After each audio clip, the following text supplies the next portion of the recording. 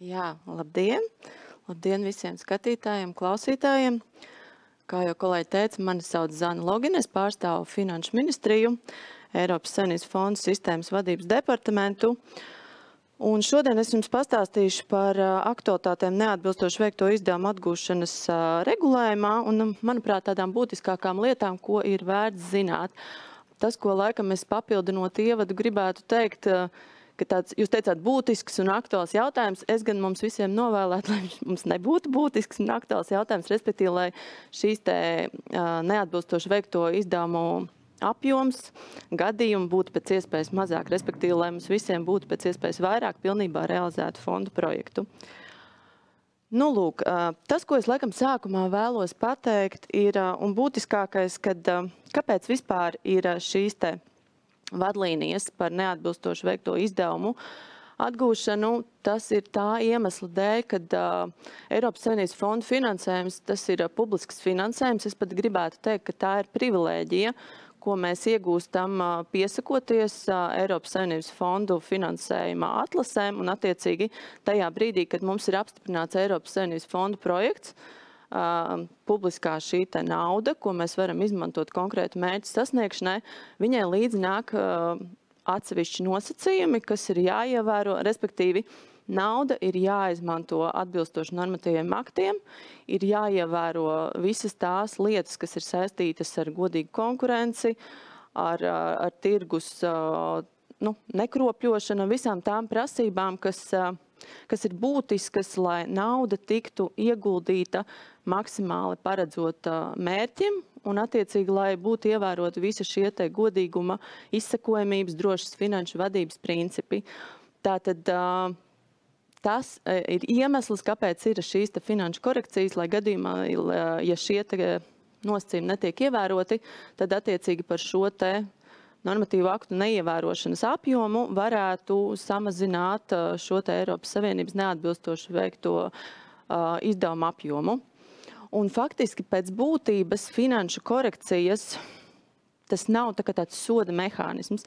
Finanšu korekcijas, tas ir Eiropas komisijas principos balstīts un izveidots administratīvi tiesisks pasākumu kopums, lai iespējams samērīgā veidā koriģētu projektā šos te neatbilstoši veiktos izdevumus un varētu iespēju robežās turpināt sekmīgi virzīties uz projekta mērķa sasniegšanu. Tātad tas nav liste ar soda veidiem un soda apmēriem. Tas ir veids, kā mēs mēģinam samērīgi koriģēt neatbilstoši veiktos izdevumus un turpināt projekta īstenošanu. Nu, lūk, tagad es laikam esmu nonākusi pie paša galvenā šī te dokumenta, kas ir pavisam nesen kā no vadošās iestādes puses apstiprināts. Tātad manis jau minētās vadlīnijas par finanšu korekcijas piemērošanas kārtību. Šīs te vadlīnijas ir pieejamas arī fondu mājaslapā. Zemāk jūs redzat saiti, un tur tad droši var ieiet un aplūkot. Tātad Eiropas Savienības fondu mājaslapā sadaļā pie 2021. 2027. gada plānošanas perioda, zem kur ir apakšsadaļa par normatīviem aktiem, zemāk vadlīnijas, un tad uz atslēgas vārdiem neatbilstības jūs atradīsiet šīs te vadlīnijas. Ko es gribētu pateikt par vadlīnijām? Pēc savas būtības vadlīnijas, kā jau iekšējais normatīvs akts, viņas ir vairāk veidotas un domātas tieši fondu vadībā iesaistītajām institūcijām. Un kāpēc es to saku?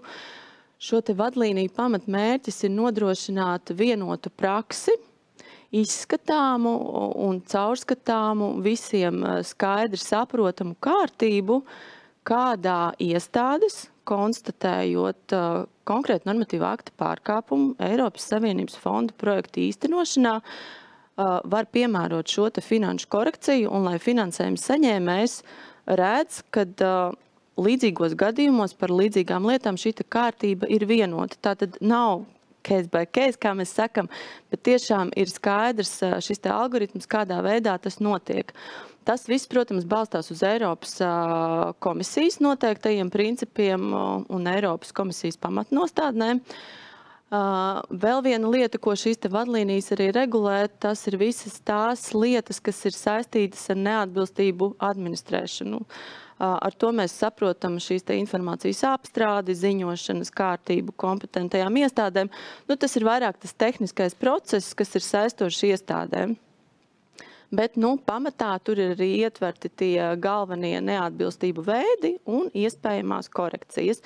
Tas, ko mēs esam izdarījuši aktualizējot šī perioda vadlīnijas, mēs esam pārskatījuši viņas un tad faktiski nonākuši pie tā apjoma, kas ir balstīts uz Eiropas komisijas noteiktajiem principiem un atteikušies no visa liekā jautājums raisošā, kas varētu būt tā kā pozitīvais, ka mēs esam aktualizējuši un šīs vadlīnijas faktiski padarījuši skaidrākas, izsekojamākas, iespējams pat īsākas un vienkāršākas. Vismaz es tā ceru.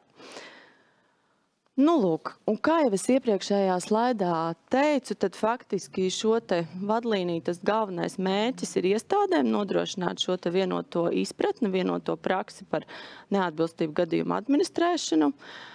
Pilnīgi noteikti vadlīnijas arī runā par to, ka katrs neatbilstību gadījums, lai viņš nonāktu pie šī gala lēmuma par jau korekcijas piemērošanu, viņš pilnīgi noteikti ir jāizanalizē faktisko apstākļu kontekstā, un tas risinājums, kas ir jāpiemēro, viņam ir jābūt, tā teikt, maksimāli samērīgam ar faktiskajiem apstākļiem un balstītam arī uz faktiskās situācijas pēc iespējas detalizētāku analīzi. Tātad finansējuma saņēmējiem saņemot šo te informāciju par to, ka atsevišķi izdevumi nav attiecināmi, viņam ir skaidri no šī te lēmuma jāredz, kāpēc, lai viņš saprastu un varētu iesniegt iespējams kaut vai caur apstrīdēšanu un tiesājoties par šo te lēmumu, lai viņš varētu iesniegt argumentus.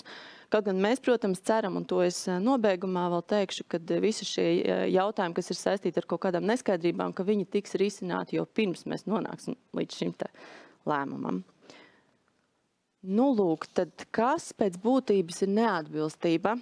Kā jau es teicu, tad šīs te vadlīnijas, ko es pieminēju, šis nav stāsts par neatbilstībām. Šis ir stāsts par to, kā koriģēt šos te izdevumus vienotā veidā, bet neatbilstība pati pa sevi tātad ir normatīvā akta pārkāpums, kas ir saistīts ar projektu īstenošanu, saistīts ar šo te projektu īstenotāju darbību vai bezdarbību, un tātad, lai konstatētu neatbilstību un konstatētu, ka tās ietvaros ir radušies neatbilstoši veiktie izdevumi, tad svarīgākais ir saprast, kurš tad normatīvais akts faktiski ir pārkāpts, kas tad ir tā darbība, kas tiešām ir uzskatām par tādu, kas ir pretiesiska un kuras rezultātā naudu nevarētu attiecināt. Neatbilstības vēl no aspektiem viens, kas, manuprāt, ir diezgan būtisks, ka neatbilstības lēmums, tās, kā jau es teicu, tās ir sekas, un faktiski neatbilstība iestājas tad, kad šo situāciju vairs nav iespējams labot, respektīvi viņa ir neatgriezeniski notikusi, nav vairs iespējams veikt kaut kādas darbības, lai novērstu šo te visu un lai iespējams no viņas izvairītos. Lūk, un ja tas ir noticis, tad faktiski tā pamatlieta, kas tiek darīta, tiek samazināts konkrēts neatbilstoši veikto izdevumu apmērs projektā, kas tad ir bijis neatbilstošs, bet ja to nav iespējams konkrēti noteikt vai arī nosakot to, tas ir neproporcionāls, tad ir iespējams piemērot procentālo finanšu korekciju. Un procentālā finanšu korekcija savukārt izriet no manis minētajām Eiropas komisijas pamatnostādnēm. Un tas, ko Eiropas komisija saka, tad principā šo te procentuālo korekciju viņi aicina piemērot pamatā tie ir publiskie iepirkumi, respektīvi ir notikusi procedūras pārkāpums projekta īstenošanā caur šo te iepirkumu.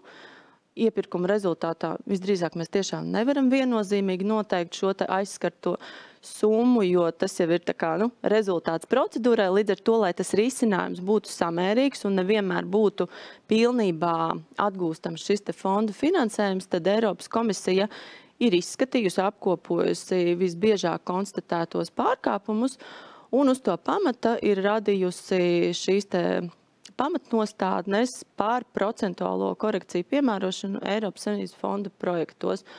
Nu, un tad, attiecīgi, mēs nacionāli šos te principus esam pārnesuši pie sevis, neko neuzslāņojot, un, attiecīgi, uz tā pamata piemērojam šīs te procentuālās korekcijas. Tā, pavisam īsi par to, kad tad mēs īsti varam šīs te neatbilstības identificēt. Nu, loģiski tas ir saistīts ar projektu īstenošanas visu kopējo ciklu. Tā ir projekta īstenošanas laiks, tad attiecīgi, protams, tiem projektiem, kuriem tas ir saistoši, tas ir pēcuzraudzības periods, nu, un atsevišķiem projektiem, kam arī ir šie specifiskie nosacījumi, tad neatbilstība, protams, jā, var konstatēt arī projekta dzīves cikla laikā. Tas, ko es vēl gribētu pavisam īsi pieminēt, un jūs varat iepazīties saitē, kas būs prezentācijā pievienota, un es šobrīd arī redzu, ka viņa šeit uz ekrāna redzama, ir pavisam svaigs Eiropas Savienības tiesas spriedums lietā, kur Bulgārijas pašvaldība kā finansējums saņēmējs tiesājās ar Bulgārijas valsts pārvaldes iestādēm par neatbilstības piemērošanu. Un šajā spriedumā ir minēta tāda būtiska lieta, kad konkrētajā gadījumā bija publiskā iepirkuma nosacījuma pārkāpums, un tiesa pateica, ka nevienmēr un ne katrā gadījumā pats par sevi šis te pārkāpums uzreiz automātiski būtu jāsoda ar neatbilstoši veikto izdevumu tā kā piemērošanu, jo ir jāvērtē katrs gadījums. Un tas, ko es šī sprieduma kontekstā gribu pateikt, kad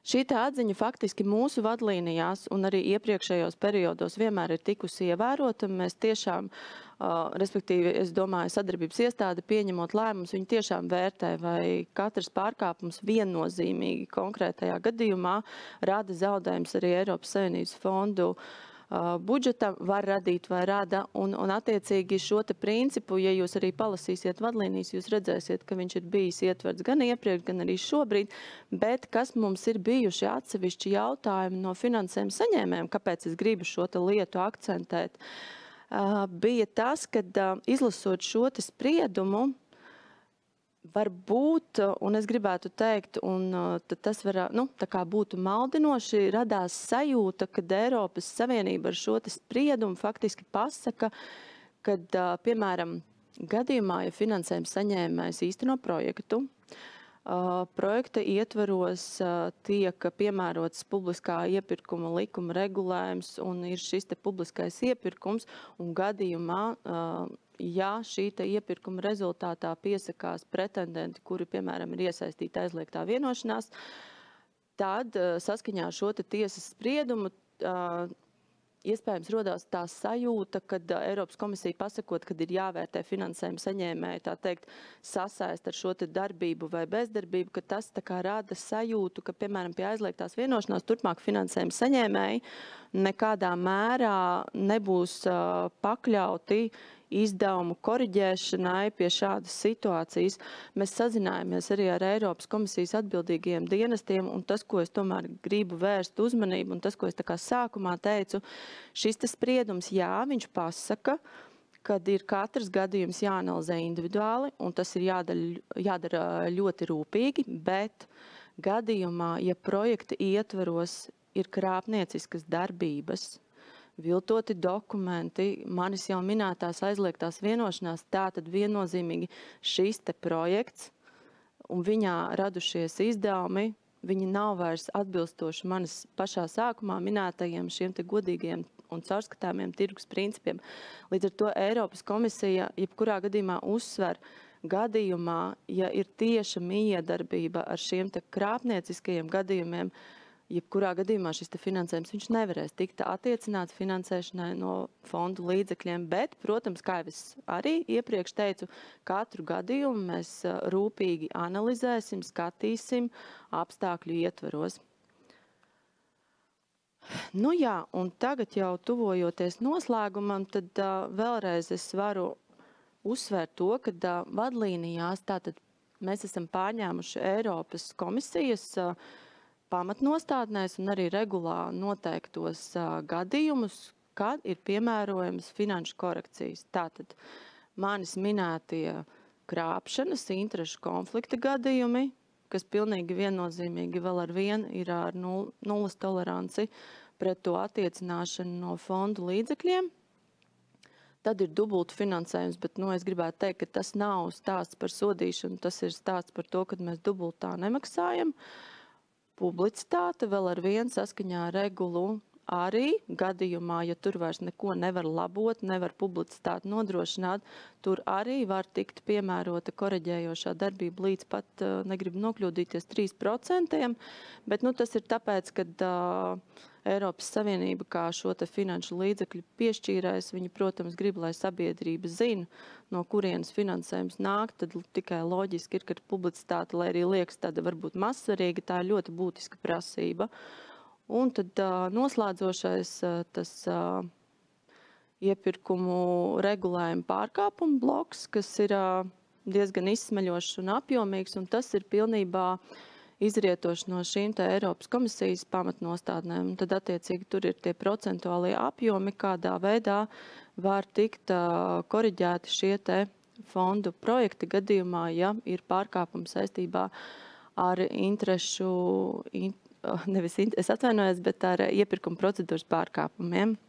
Tas, ko es vēlētos pateikt un kas ir būtiskākais, kā jau es sākumā minēju, finanšu korekcijas, tās ir sekas brīdī, kad mēs vairs neko Eiropas Savienības fondu projektā nevaram labot. Līdz ar to man ir liels aicinājums. Un tā galvenā ziņa īstenībā, ko šodien es vēlētos nodot, ir nebaidīties jautāt savam līgumslēdzējiem, kas ir Centrālā un finanšu un līguma aģentūra, jebkuru neskaidro jautājumu, kas ir saistīts ar projektā veicamajām darbībām, un tādā veidā sekmīgi izvairīties no tā, kad mēs nonākam pie šiem te neatbilstoši veiktiem uzdevumiem. Tas, ko es gribētu akcentēt un vērst uzmanību uz tādu, es nezinu, varbūt to var nosaukt par kultūras maiņu, izprast, ka sadarbības iestāde tā nav iestāde, kas nāk ar mērķi sodīt pārkāpumu, meklēt pārkāpumu. Tā ir iestāde, kas ir jūsu sadarbības partneris visa projekta īstenošanas laikā. Un ticiet man, arī sadarbības iestādē ir būtiski pēc iespējas lielāks skaits ar projektiem, kas ir sekmīgi realizēti, kurā ir apgūts viss fondu finansējums, kurā nav jāsaskarās ar šiem te neatbilstoši veiktiem izdevumiem. Līdz ar to lūdzu preventīvi uzdodiet jebkuru jautājumu. Centrālā finanšu līguma aģentūra sazināsies ar kompetentajām iestādēm, ar finanšu ministriju. Mēs esam gatavi iesaistīties atsevišķu sarežģītāku jautājumu gadījumā un konsultēties arī ar Eiropas komisijas pārstāvjiem, bet respektīvi neatlikt to problēmu līdz brīdim, kad viņu, kā jau es sākumā minēju, vairs nevar novērst un kad mēs nonākam pie tā, kad ir šis te negatīvais lēmums jāpieņem. Tādēļ, lūdzu, jautājiet darbiniekiem, prasiet iespējas uz konsultācijām un preventīvi novērsiet šos te visus riskus. Tas laikam ir būtiskākais, respektīvi, lai mums pēc iespējas mazāk šīs vadlīnijas saitē ir jātaisa vaļā un viņas jālieto. Paldies!